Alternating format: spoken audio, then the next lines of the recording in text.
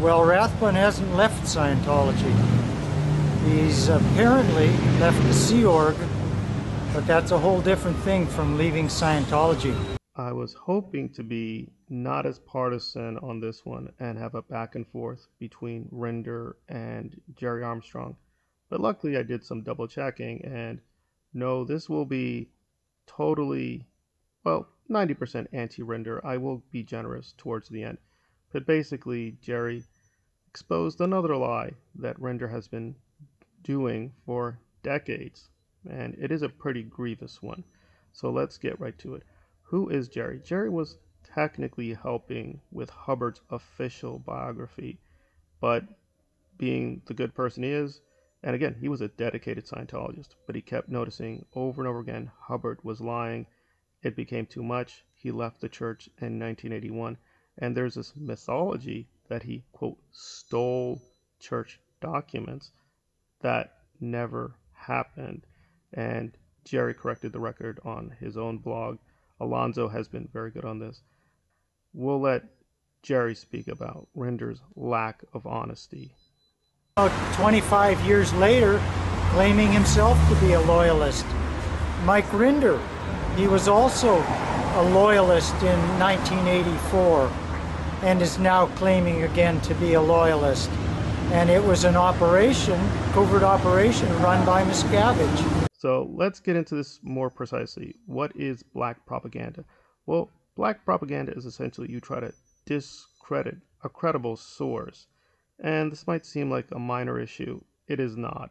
This has been repeated a lot, and I will be honest, I thought this was established, that he did, quote, take documents from the church.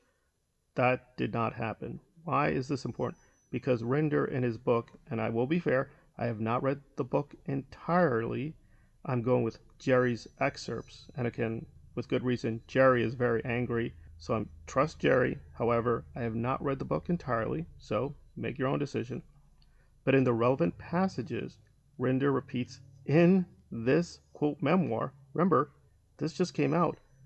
He left the church allegedly 15 years ago.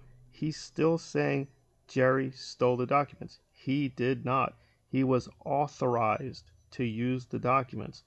That's what the court case was about. The court ruled, yes, he was allowed to use the documents. Rinder is still lying about this. Why?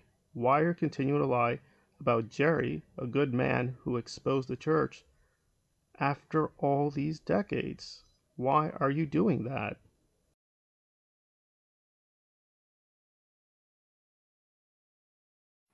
Do you think they will go after you the same length and or the same duration like they did it with Gerry Armstrong?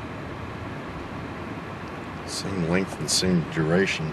Yeah, because Gerry Armstrong is been followed for 20 or 30 years already. No, he hasn't. Gerry Armstrong's seeing things at this point. Gerry Armstrong was involved in a long battle with the church, but Gerry Armstrong's also kind of a bit of a fruitcake, frankly. So, is he really still with Miscavige? I think honestly, and we can discuss it. Some people in the comments are saying he is still working for the church. My own honest opinion, I don't think so. I think at best, maybe they do have kind of a negotiated position because he definitely has more devastating secrets. Whatever the case, he is lying about Gerry. He continues to lie about Gerry. But I will be generous on one, I do think, more minor issue. It's still a lie. He and Marty Rathbun, who has been his co-conspirator for a long time, and Rathbun and Rinder, and again, this could just be sloppy research, in their books, they keep saying that Gerry had an attorney even in 1981, and apparently he was planning to backstab Hubbard and the church. Gerry says no. He left the church in 1981. He did get an attorney in 1982. That, however, yes, it's a lie, and a bad lie. However, that might be just Rinder being stupid or sloppy or not totally evil.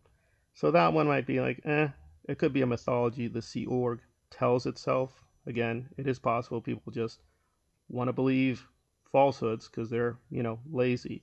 But definitely him stating over and over again that Gerry stole documents is a very ugly lie. It is not true, and it shows that Rinder is, yes, a monster. He has helped people, he has exposed many secrets, but at the end of the day, he is, frankly, still got the Osa mindset. We just have to come to terms with that.